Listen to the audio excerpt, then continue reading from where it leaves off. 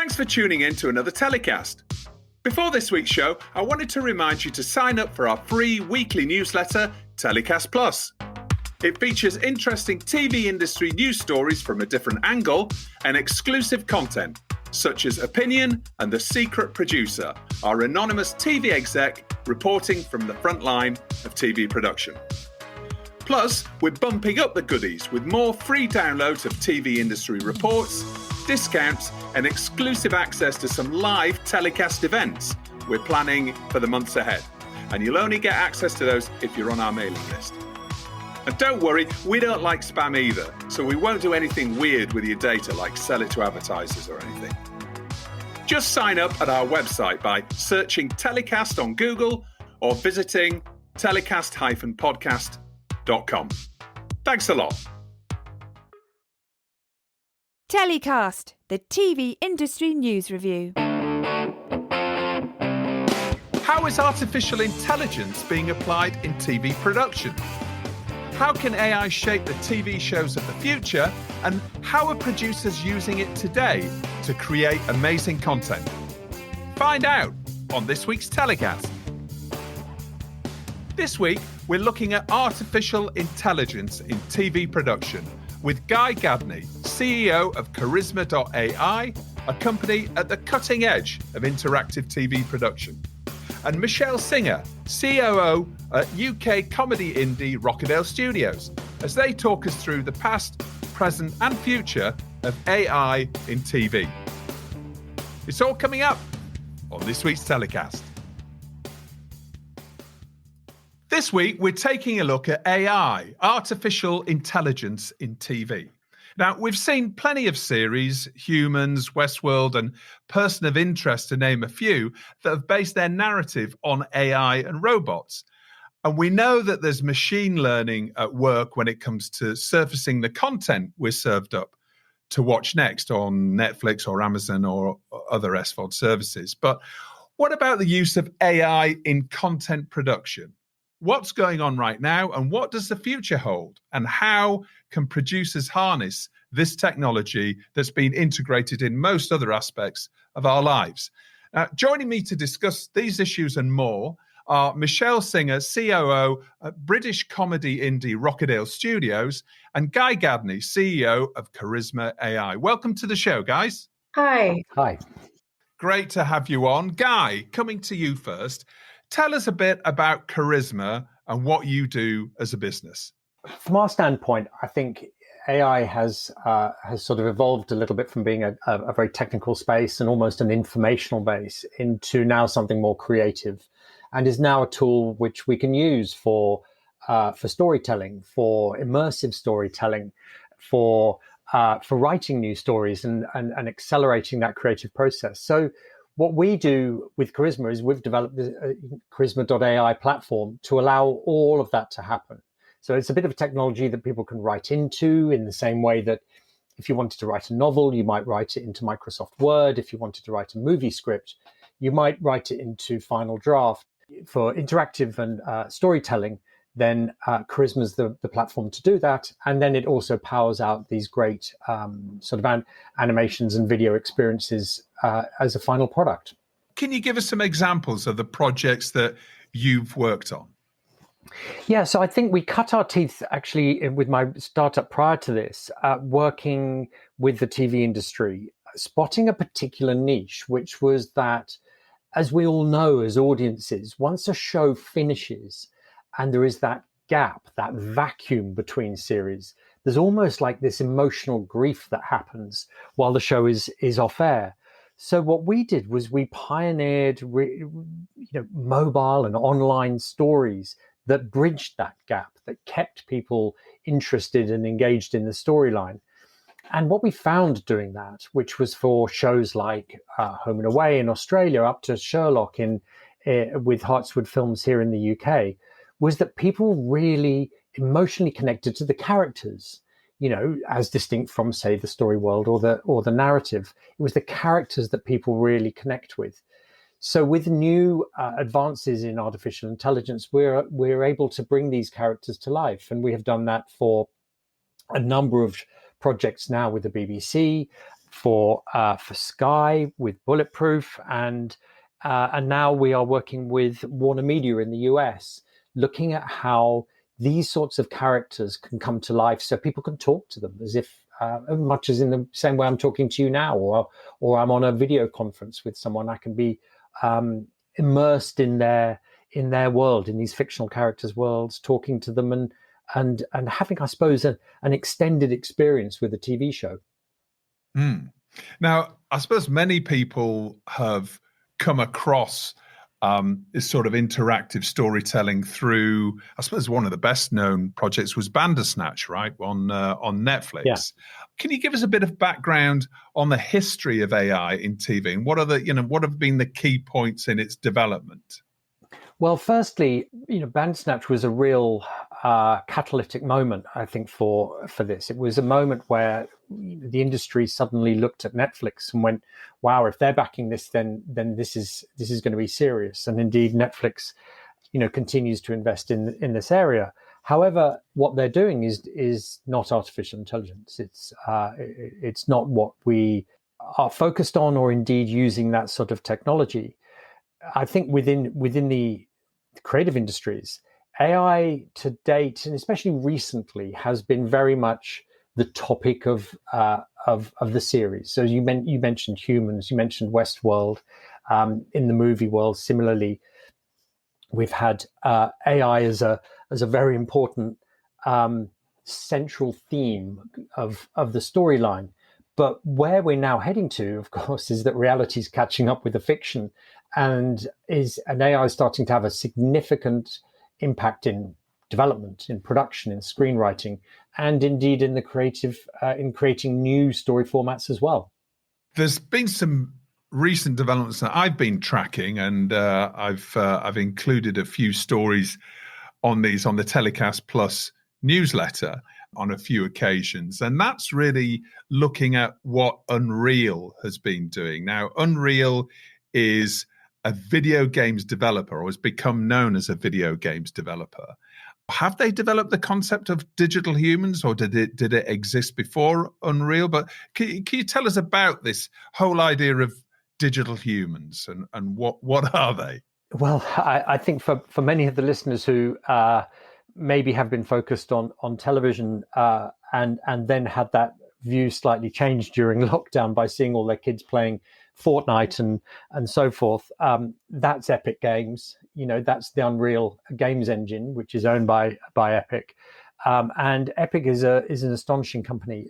They have focused historically very much on this technology, on bringing three-dimensional worlds to life in a believable way and creating games based on it, and of which Fortnite is one and possibly the best known within that demographic.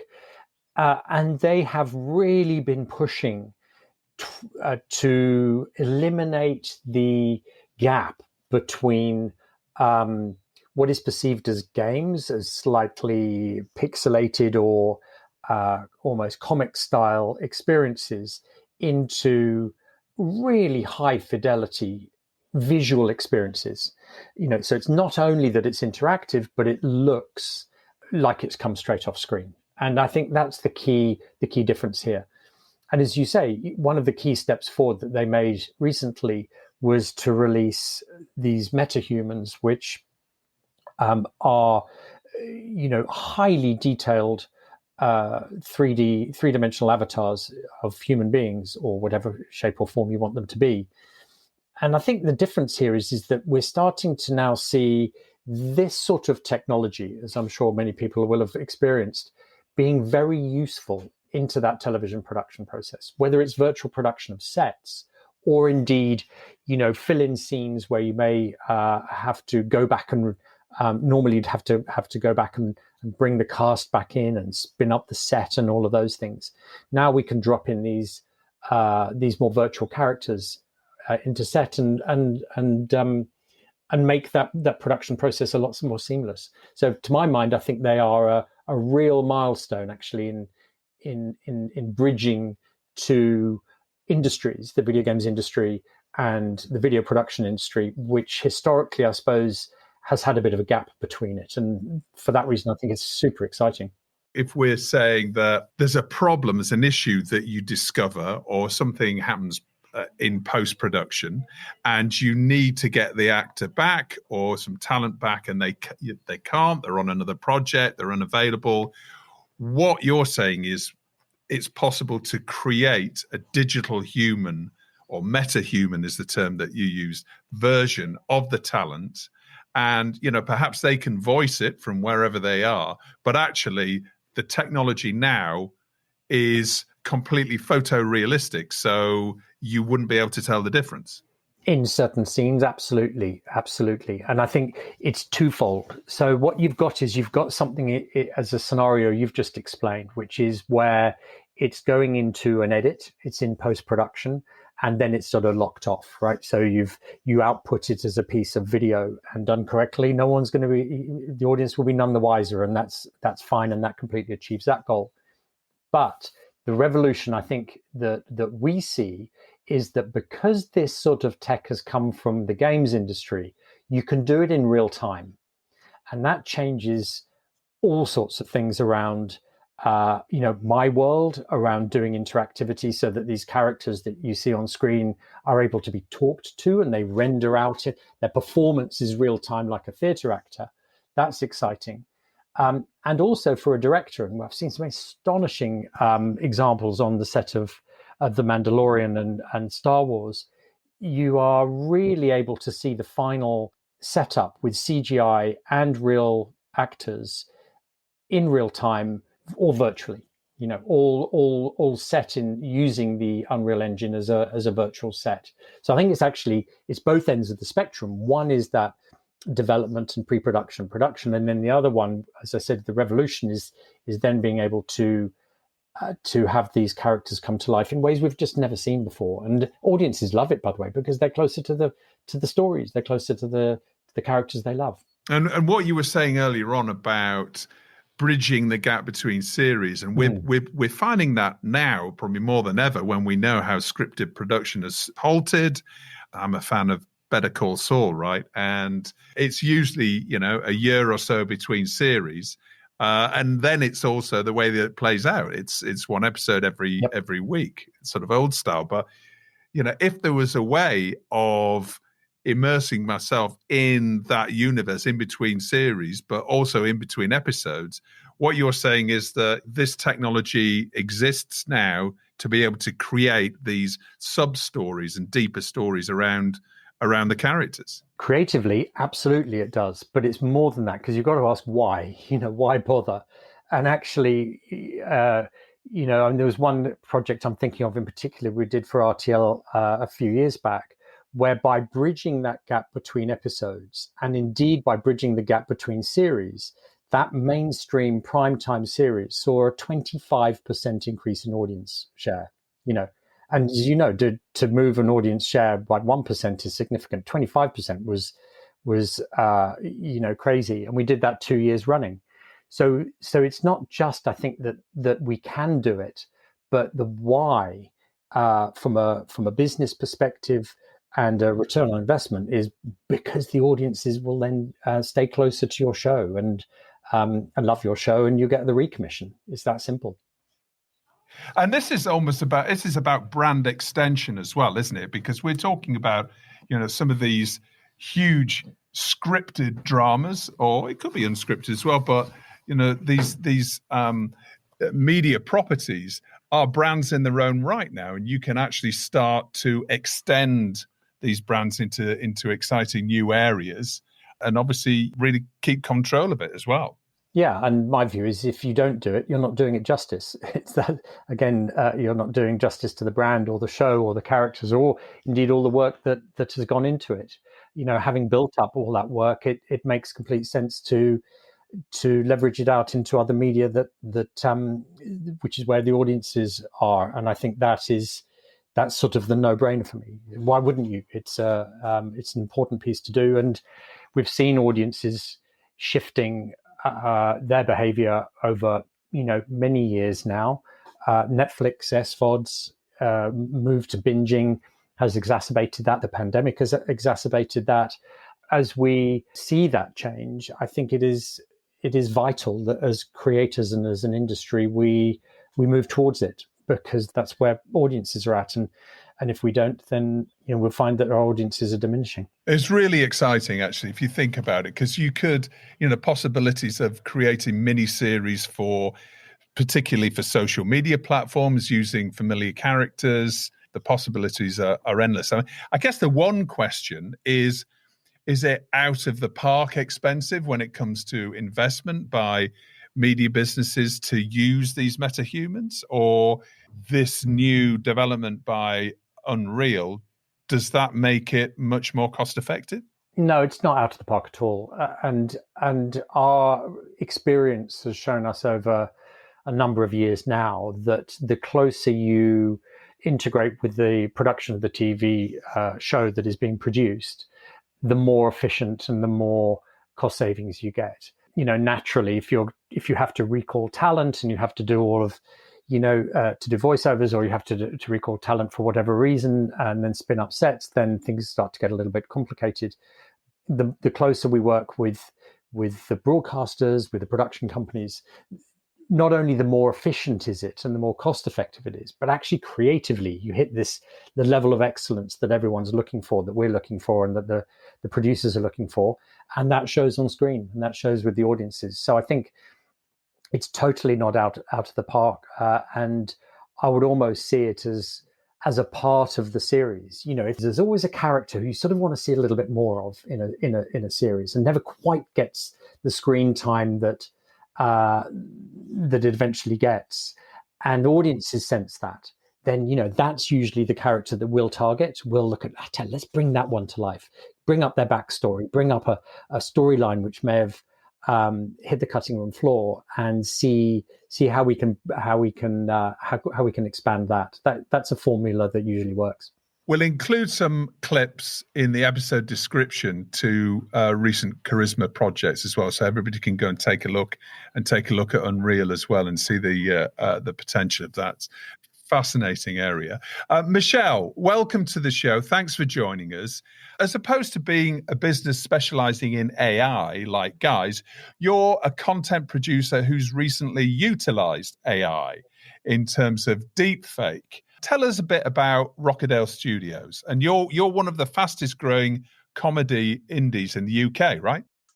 Yes, we at Rockerdale Studios have two founders, the disabled and the Jew, as we call ourselves.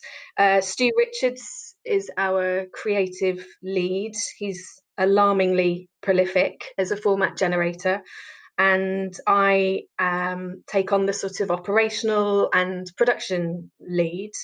We formed about 4 years ago, almost exactly to the day, actually. We formed making our first series, which was a reality sitcom called Bobby and Harriet Get Married. And we've gone on to make scripted comedy and unscripted formats for everyone from the BBC to Channel 4 to Comedy Central to Quibi, RIP. And we work across linear, and certainly over the last few years, our focus has been towards digital first content. Last year, we made 4 studios debut social first branded entertainment series, which was Mission Accessible. And I think really inclusion is very much at the core of who we are, both in terms of our content. Brad Boys, the sitcom we made for Channel 4, for example, focused on predominantly South Asian heritage young people in Bradford. We spent a lot of time up there, filming there and using people on and off screen from that part of the UK. Mission Accessible, that I already mentioned, is probably the first travelogue hosted by somebody with cerebral palsy. And we've been running out a lot of mentorships, again, with young people, predominantly not from the traditional areas, let's call them, of television intake behind the scenes. Congratulations on your success so far. Now, you were recently commissioned by Channel 4, another recent commission by Channel 4, to create some deepfake content in what's probably the network's first commission for their TikTok channel, which is, obviously a very good example of their digital first strategy. Tell us about that project and how it came to be. Sure. Yeah, you're right. It is the first of Channel 4's bespoke pieces of content that we made. And it's sort of part of a suite of deepfake featured content that we were making for 4 Studio, which also has larger pieces of content on their various other social platforms, everything from Snapchat to YouTube and to Facebook. And really, this is about us being quite innovative with deepfake technology and comedy, so that our aim is to dominate the space, I would suggest, for comedy purposes. And we tried and tested a few different tasters incorporating deepfake technology for comedy ideas. So we were able to very rapidly, happily, have a very efficient and certainly good value for money workflow via those tasters. We nailed the team of people involved in order to create genuinely funny, entertaining content with deepfake technology at the heart of it. Yeah, and this was basically the deepfake of Greta Thunberg. Yes, it was. Yeah, in time for this year's Earth Day, we had our impressionist, who's phenomenal, performing the scripted piece as Greta Thunberg. And then in filming that, we then applied the deepfake technology in post so that suddenly Katya morphed into our Greta. And we had a very sort of sassy version of Greta, the Greta Thunberg you tend to see on her own social media platforms, actually. So we played on that, on her sassiness, whilst the core message was still one of climate change and the environment. She had a certain swagger about her that was particularly enjoyable, and certainly the degree of disappointment that she felt at having to sometimes stoop to an audience that was going to listen meant that she created a deep-faked TikTok dance challenge, which people have joined in on, by the way. If you look on TikTok, you will see Man Like Greta. You'll see lots of people having learned the choreography and then recording themselves either alongside our Greta or independently, which is such a joyous thing to watch. And then the longer form video content is her taking us through the choreography and explaining how she landed on particular steps for that. I should also add, we created a music track specifically for the TikTok and the other pieces of online content as well. So you could, should you be that way inclined, you could even download our music track, again, Man Like Greta. Right, fantastic. Well, we'll include all the links again in the episode description to Man Like Greta. And it sounds, an incredibly creative process that you've been through with this when it comes to recording music, but also everything that goes around the comedy writing and the production. But from a production perspective, how do you go about creating a deepfake and a deepfake comedy content? I mean, what you mentioned you did a couple of tasters, but take us through that from somebody who, before you'd even got involved in using this technology. How did you approach it, and what was the process?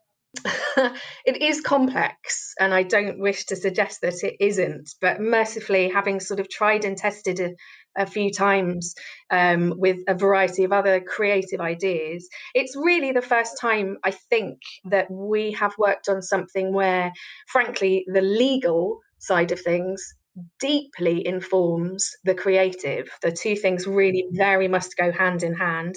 And that's actually an exciting proposition rather than what we might find more typically in production terms. But the idea that you might play with those dials of comedy to ensure that the technology isn't a thing that stands out. It's not gimmicky in any way, but also that the comedy shines through, because ultimately that's what drives everything.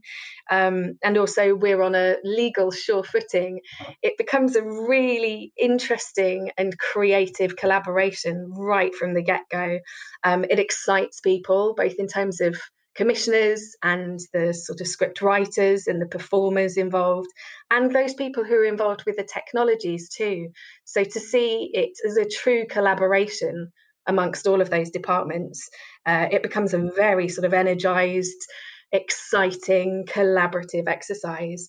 And in terms of this specific project, we were looking for ways of introducing, frankly, the sort of unbookable world's most famous people, and how we would do that in a way that is achievable, is cost effective, is legal and inoffensive and entertaining. And all of those things could be quite tricky tightropes to walk. And we've managed it, I think, very successfully. We're really proud of the work that we've done. And we continue to talk to various other major broadcasters at the moment, looking at other similar sort of ideas in this area of incorporating deepfake into our work. When it comes to the process, though, I mean, obviously it all happens in post, obviously. Does that extend the post-production process significantly? Is it more expensive? Do you need to budget more for post in deepfake? Presumably you do, but is there also pre-production, a lot of pre-production work you've got to do? I would disagree with the majority of it being done in post point, because actually having tried and established a really successful workflow for us, I would say that's not the case. But what is essential is in the planning stages, and again, that's both the sort of the legal side of things. The scripting is essential, and all the natural passes you'd expect that to go through compliance wise. But also that our technologists on the deepfake post side are involved right from the start of that process, so that we know when we press play on an idea, when we're about to prep and then go into filming it, that what we intend to capture can work. So there are various, I suppose, pitfalls that you might stumble into, the sort of the frame sizes that you're dealing with, the positioning of particularly the performer's face, the sort of considerations with regards to sort of hair and props, as well as frame sizing. All of those things, lighting is crucial. All of those things matter, but they truly inform the planning stage of the process as well. And then I would actually say that when it comes to the filming, that's quite swift because you've got your ducks in a row. And in terms of the post-production side of things, then you tend to have a swift edit. That material is then tackled by the deepfake specialists. And then once the deepfake has been applied, which doesn't take an enormous amount of time, it does obviously depend on how much content there is, as with all post-production. Once we have that deepfaked content back, that goes back into the edit. And then it's the same processes of edit that you would expect for any other production process. So the streamlining of that workflow and the constant communication between all the parties involved, particularly at the moment when we're all working remotely still, that's the essential part. But it's very easy for us at least, to have done well, because we've been working with this team of people for quite a while now. And you mentioned the legal side of things amongst, and you've really underlined actually the detail that goes into something like this, because as you say, there's lots of different tightropes here that, that feed into each other when it comes to scripting, when it comes to legal, when it comes to lighting, when it comes to post, all of these things is fascinating. But the legal side of things, I mean, could you create, if you wanted to, you wouldn't want to, right? But could you create a deep fake of me? And what would be the sort of legal ramifications of doing that? Well, that's an interesting question. Yeah, you wouldn't, as I say, you wouldn't want to. I know that. Let's use that as a starting point. Well, the simple answer to that is yes, we could, Justin. I don't want to frighten you, but yes, we could create a deepfake version of you. It pre-assumes that there are lots of separate pieces of existing video content of you out there in the world. And I don't wish to pry as to whether or not that's true, but assuming in the case of... Well, there is. I do my videos every week to promote the podcast. So there's plenty of it out there. It's all a bit one-dimensional, but there's plenty of it out there. Don't anybody listening, don't get any ideas. But anyway. So it assumes that the technology, it works on the basis of there being multiple sources of moving images of that person. So in the case of us sort of focusing on the world's most famous people, inevitably there is an enormous amount of moving content of those people out there. And the technology works rather cleverly to utilize almost pixel by pixel from thousands upon thousands of sources out there, pixel by pixel at the time, to build up essentially masks, let's call them, of these faces. And the technologists that we use are people who are both skilled in terms of that data collection, I suppose, the creation of that data set, and also the application of it over the face of, in our case, the performer, the impressionist. And from a legal perspective, I know you're asking that, really that comes as much into question of the content itself, which is why the script and the idea really matters, because deep fake can be, in certain parts of technology at the moment, the sort of Wild West. I'm sure we're all aware of deep fakery having been used in the world of political videos, and dare I say it, in the world of pornography too. So there's a dangerous aspect to the technology, but embracing the technology from a comedy, from an entertainment point of view, requires a knowledge of the law for sure. And we had lots of very interesting but truly collaborative conversations with the commissioners' legal departments as well, in order to work out ways of how we can do this rather than the things we couldn't do. And so as long as you're very on top of the legal situation, as without wishing to bore people, I very much am. That's wholly in my wheelhouse. There are lots of very creative things that we can do with the technology. And fundamentally, that's what matters. We're not particularly interested in a gimmick in and of itself, but utilizing the deepfake technology to enhance a format. That's absolutely our sweet spot. And the generation of IP through that sort of innovation is what we're all about.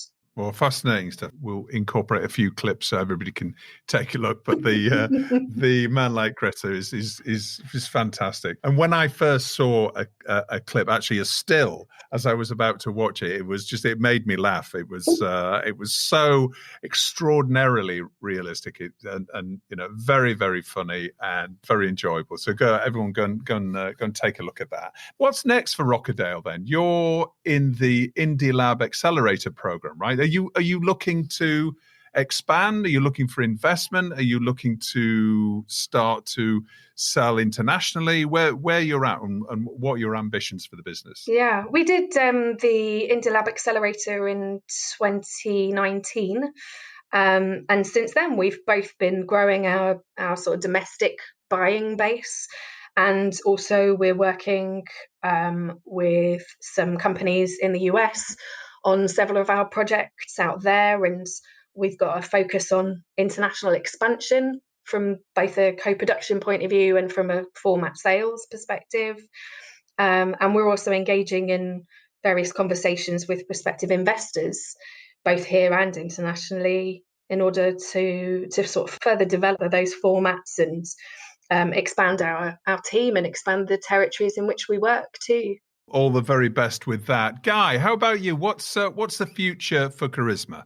In parallel, we've just come out of the Creative England Accelerator Evolve, which was fantastic for us and opened up a whole new set of opportunities through Creative England. So kudos to them for putting that one on. That was great. And then I suppose on the other side of the coin, we've been working with Digital Catapult, a digital accelerator in London, on really some cutting edge new technologies around what we do around AI and 5G.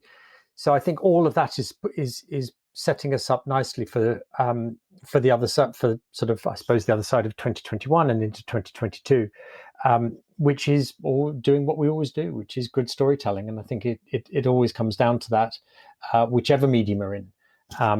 So I think we're looking forward to developing further with Warner Media, and of course, then big news coming out at the moment of the various mergers and restructures they've got there, and similarly, I think we've just appointed a head of our New York offices over the last few weeks, which is exciting and really looking to grow those relationships. The competition amongst Netflix and HBO and Disney and all of the SVOD providers and technologies is only increasing, and they're looking for innovation. We know they are because they're talking to us about it, and we think it's going to be a really exciting time.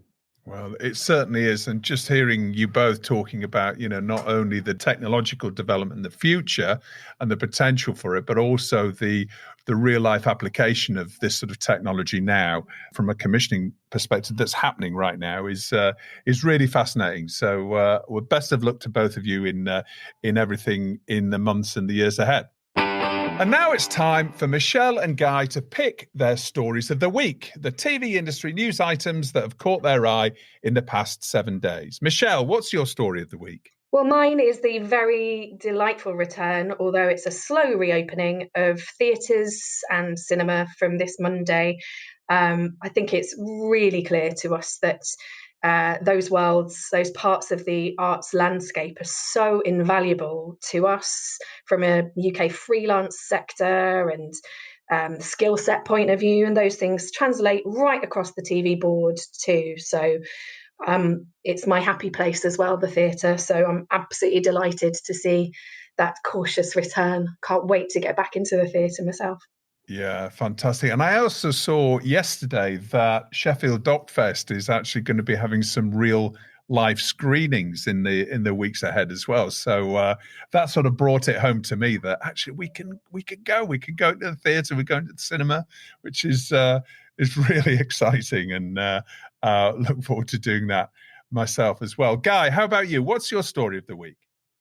Well, the breaking news, obviously, in the TV industry at the moment is the Warner Media AT&T Discovery deal. But I think you guys will cover that as it evolves.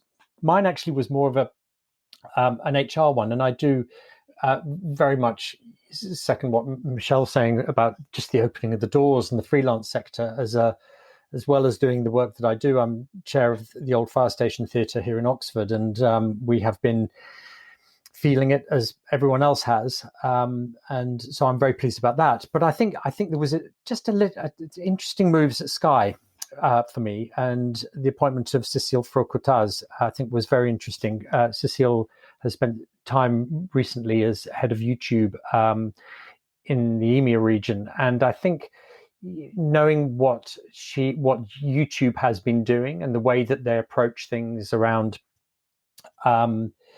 levels of engagement with viewers, how formats develop, how budgets are used, I think will be a very interesting approach into Sky Studios as those sort of three pillars of TV production are married between a YouTube aesthetic and Sky Studios. So I find that a fascinating story, and we'll be watching that one closely.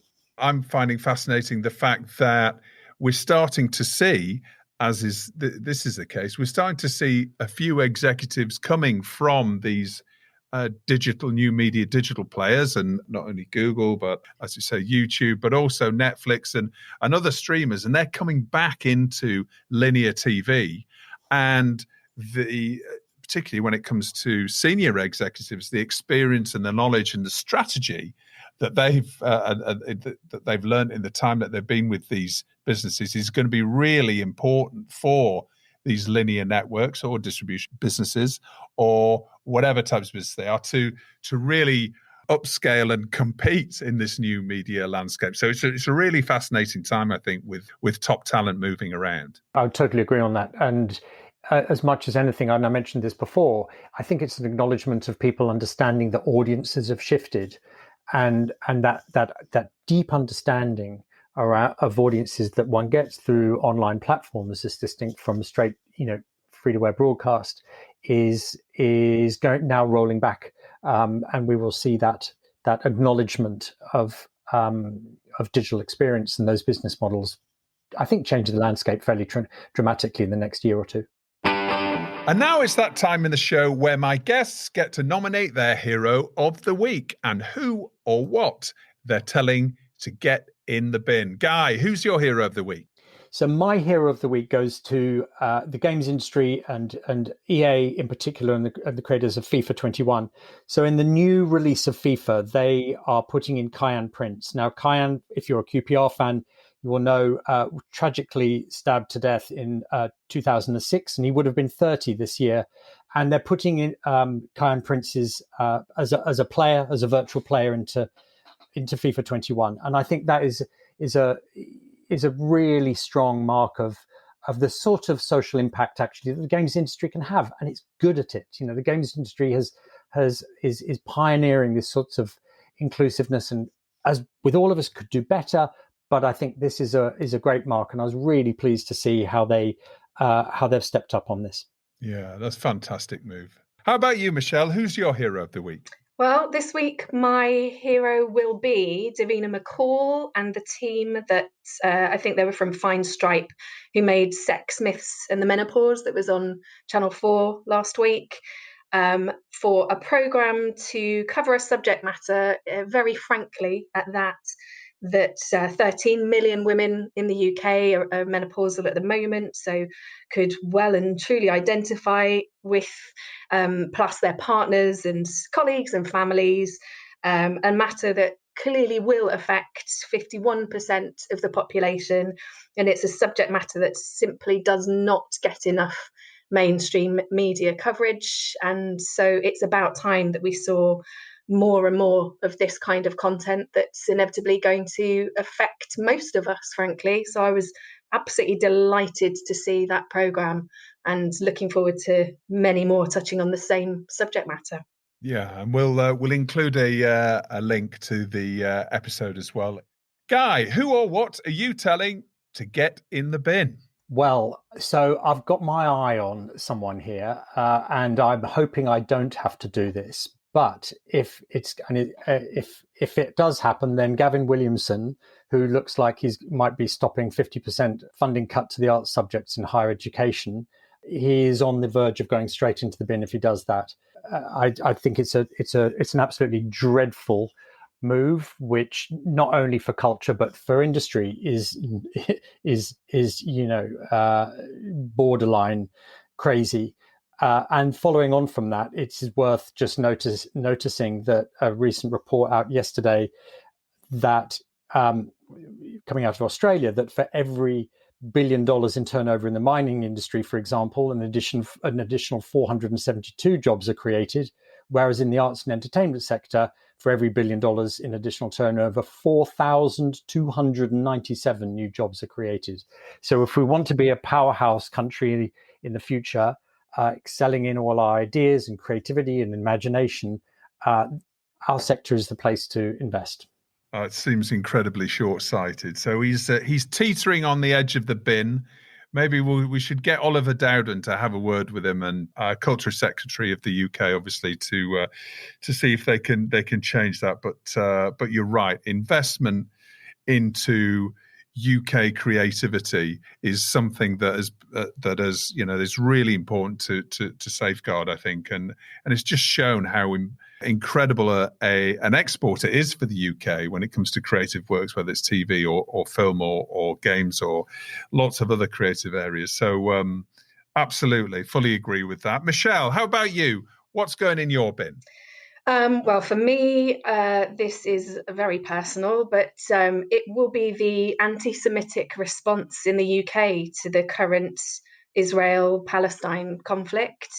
I'm an atheist Jew, but the connection to me of a country I've never been to that's thousands of miles away is literally zero, except that due to what seems to me to be a terrible government there, me and people like me in my community are bearing the brunt of those decisions and currently living, very sadly, in very real fear and encountering racism that I would not expect to have to be dealing with. And it is truly upsetting and intimidating. People like me in my country should not have to deal with the kinds of racism that we're currently having to deal with. Absolutely. No, it was pretty frightening over the weekend when footage did emerge on social media of some Palestinian demonstrators shouting all sorts of anti-Semitic remarks, which obviously went viral very, very quickly. And I think that has, it's obviously pretty much universal revulsion on that.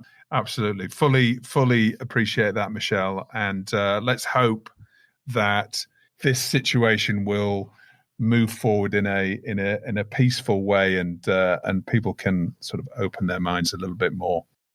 Michelle, Guy, thank you so much for coming on the show this week. It's been fascinating to hear about artificial intelligence, deepfake, comedy production, and the future of technology when it comes to TV. Thanks both so much for coming on the show. Pleasure. Thank you. Thank you. It was great. Now, we couldn't let this week's show go by without discussing the latest developments in the streaming wars. And there's been two big ones reported over the past few days. It's like the London buses analogy. And joining me to bring us up to speed on those deals and the rationale behind them and the ramifications is City AM Analyst of the Year, Ian Whittaker. Ian, how are you doing? I'm all right, Justin. How are you? I'm very good, very good. Thank you for coming back on the show. Great to have you back on TellyCast. Thank you. This deal with AT&T. So US telecoms giant AT&T has agreed to combine its Warner Media business with Discovery in a deal to create a new streaming behemoth to challenge the big three of Netflix, Amazon, and Disney+. Take us through the deal. So if you look at how the deal has been structured, it's effectively, from a share transaction standpoint, tax efficiency has been the key priority. So what's happening is it's effectively what they call the reverse Morris Trust transaction. It's an all-stock deal. As part of that deal, AT&T receives probably around $43 billion. That's a combination of cash and also as well debt securities. And in terms of shareholders, so AT&T shareholders will control 71% of the new company and Discovery shareholders 29%. Now, if you look at the sort of projections they've given, what they're talking about is for 2023, talking about the combined company having approximately $52 billion of revenue to the adjusted EBITDA of $14 billion. They're also talking about at least $3 billion in expected cost synergies annually. You'd expect that would be a conservative number. They could probably get some more out of that. But for both sides, it actually makes a lot of sense. From an AT&T standpoint, it has to be said that when it comes to owning media assets, it's been somewhat of a disaster for them. Obviously, they had to take a big write-down on the valuation of their DirecTV stake that they bought at the top of the market and for a significant amount of money. I think in terms of this transaction, what it enables AT&T to do is really exit its media assets in a very graceful way. So if it had tried to sell these assets individually, almost certainly it would have got a much lower price than actually paid for these assets. And what this allows them to do is sort of exit in a way in which it can say, look, we still control the majority of this company. This is going to be a much bigger company. It's going to have much greater scale. We'll be a much bigger player when it comes to the global streaming environment. If you look from a Discovery standpoint, Discovery is the minority shareholder, or Discovery shareholders are the minority shareholders within this transaction. We've had David Zaslav, who's now becomes the CEO. So it seems very much as though this will be a Discovery-led company in terms of the strategy. And for Discovery, from a stock market perspective anyway, they had been seen to be doing reasonably well when it came to streaming subscriber numbers. But obviously they don't have the scale of somebody like a Netflix or indeed a Disney. And what this new behemoth creates is really somebody or an entity that has the scale to take on Disney and Netflix sort of on a comparable level.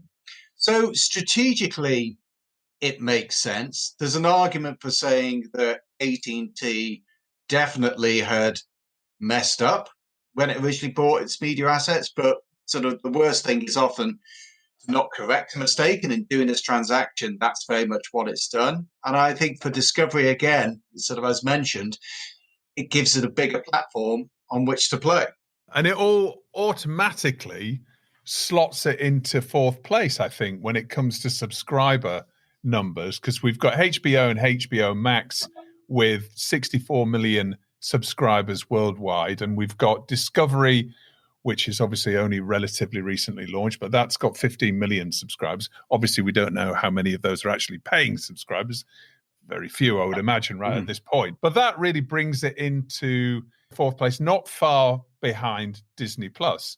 They're thinking that maybe subscribers are going to stretch to 4 of those subscription services, which is going to be the Netflix, Disney Plus, the Amazon Prime, and maybe this new business. Any more than 4 seems to be a bit of a stretch on the old pocket to anybody. And also, who wants to have 8 different subscriptions to streaming services? People are going to be starting to rationalize that, aren't they, a little bit? Well, exactly. I mean, there's an argument for saying who wants 4, whether 4 is a big enough number as well. I think when it comes to this deal, there's a couple of things for us as well that this type sort of would prove advantageous for one or both sides.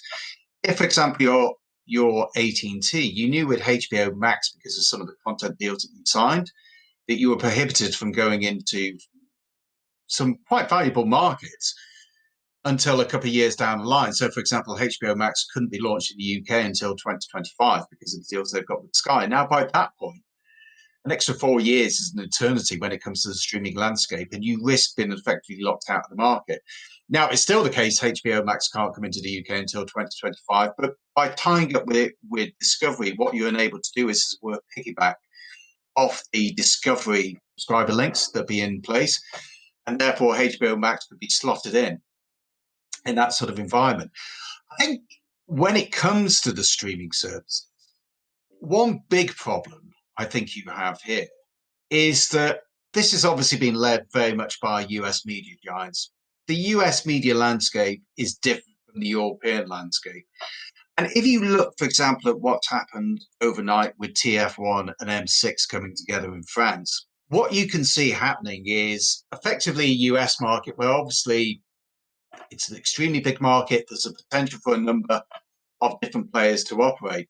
But potentially what seems to have happened is the US players seem to have looked at Europe and thought, well, Europe pretty much has the same dynamics as the US market. And that's not really the case. Yeah, in Europe, it's very much about individual countries. And very much the broadcasting habits are quite national in nature. You get some markets where US programming content is extremely big, but in most markets, domestic language content that really drives things. And I think the risk for these streaming giants is what they've done is said, we can see the US market. The US market is 330, 350 million people. Obviously, we've had great success there, bundling up with mobile offerings and so forth. Why don't we go and conquer the rest of the world? Well, the problem with that is that if you look at the rest of the world, you have China, which effectively is off limits, many of the Western media companies. You've got India, which is open, but you've got a market there where when you look at the ARPU trends are flatlining or indeed declining, where you've got quite fierce competition and monetizing the customers quite. And then you've got Europe, where you look at it and you think, well, yes, that's fine. You've got valuable customers, but you have media markets that are quite individual in nature, and where increasingly the national broadcasters are starting to roll out their own services. And I suspect what will happen with the streaming world, as it were, is that you could have potentially sort of max, maybe 3, possibly at a stretch 4 global companies that are viable. And then what you get, particularly in Europe, is you get a number of national players acting within their own markets, or maybe within 2 or 3 markets across Europe. Yeah, so it's not a slam dunk for them. It's not a case of the straight into fourth place if they make it a very attractive monthly subscription to, like $5.99 or something like that. It's still not a slam dunk for them. Definitely not. And this touches on as well so Amazon and what they've done with sort of the potential or the rumor talked that they're going to buy MGM. You've got bigger capitalized players in the likes of Amazon, potentially Apple as well, who are interested in this space. Now, they have far more firepower, and arguably as well, they have far more customer relationships than many of these streaming companies do. So if, for example, those players decide to get a lot more aggressive when it comes to the streaming market, because we've talked about sort of streamers in terms of, if you want to call them the pure play streamers, Netflix is, Discovery stroke AT&T, Disney Plus, and so on. What happens is if you want to call them the sort of multiplayers, sort of who decide to launch a lot more aggressively in the streaming market and say, well, this is just one of several services that we offer, as opposed to just a streaming service that the pure play streamers provide. And there's a case for arguing that those multiplayers are maybe in a better place to dominate the market in the future than the pure play streamers. Absolutely. No, you're right. When it comes to scale, Amazon, if it gets particularly ambitious, if you look at its content catalog, does have some really, really great content, but it's quite thin. But, just being able to say, okay, we're going to buy MGM, we're going to buy the James Bond franchise, and, automatically, just by being able to, pivot like that, then then you've got to say that if they want to get ambitious, then it's going to have a really big impact on the market. And so this is going to be fascinating to see how it develops. What about other expected deals? How do you think this is going to affect the overall M&A market within media, Ian? Do you think it's going to set off a whole new cycle of M&A activity? Well, there's a couple of obvious areas where it could do, stroke will do. Streaming services, for one. Yeah, there are too many players in the market at the moment. So there's a real question mark over some of the other players. What, for example, do you do with Viacom CBS, this sort of environment? What's the potential future there? What happens with somebody like a Roku in the States? Again, they look as though they're moving more to owning the content, and that puts them in conflict with some of the media owners. I think, funnily enough, the second angle is more to do with what's happened. And again, it's got implications. What's happened with AT&T and Discovery also implicates what happens here as well. But also what happens in the European markets when it comes to M&A, because with TF1 and M6 coming together, there's no way that deal would have been announced if they hadn't have had the approval, or at least tacit approval, of both the government and regulators beforehand. And so what that would seem to suggest is that regulators and governments are coming round to the view that in this sort of global environment where broadcasting is no longer national, but it's really across boundaries, the scale very much counts. And what were counted as domestic giants before now look like minnows on a global landscape. And I think they certainly would have looked, for example, at the newspapers and seen how the newspaper industry was decimated by the likes of Google and Facebook coming in, eating up its ad revenues. And yet for years and years, regulators in many markets would stop deals between newspapers on the ground of competition issues. And in hindsight, that just proved to be incredibly short-sighted. And I think there's a sort of a willingness there from governments and regulators to realize that they can't allow the same thing to happen to the broadcasting industry. So I would have a look and see what happens in the European landscape over the next 12 to 18 months. I think that's going to be very interesting. If I was to say which countries potentially could be the next stage for broadcasting consolidation, I'd say look at Spain and look at Germany. Both markets where I think governments and regulators would have an interest in having national champions. In both markets also as well, with at least one of the broadcasting groups, and certainly two in Spain, that you've got large shareholders that can push through a consolidation. I think this is really going to start to gain more and more traction now. And I think both what's happened with AT&T and Discovery, and again, what's happened with TF1 and M6 in France, what they both demonstrated is that when it comes to broadcasting, scale counts. And that's going to drive M&A activity. Fascinating stuff. Ian, thank you so much for joining us. We could speak for hours about this, I'm sure. But listen, thank you for joining us. Fascinating to hear your take on it. Look forward to having you back on the show very soon. Thank you very much, Justin. Take care. Well, that's about it for another week's show. Thanks for listening. Don't forget to rate and subscribe to TellyCast and share it with friends and colleagues. And another quick reminder to sign up for our free newsletter called TellyCast Plus. It's packed with interesting TV industry stories of the week you might have missed, downloadable reports and surveys, and exclusive insight and opinion, including The Secret Producer, our intrepid anonymous exec reporting from the front line of TV production. It's all completely free. Just visit our website to sign up at telecast-podcast.com. And you can also follow us on Instagram, LinkedIn, and Twitter. TellyCast was edited by Ian Chambers. Until next Thursday, as always, stay safe.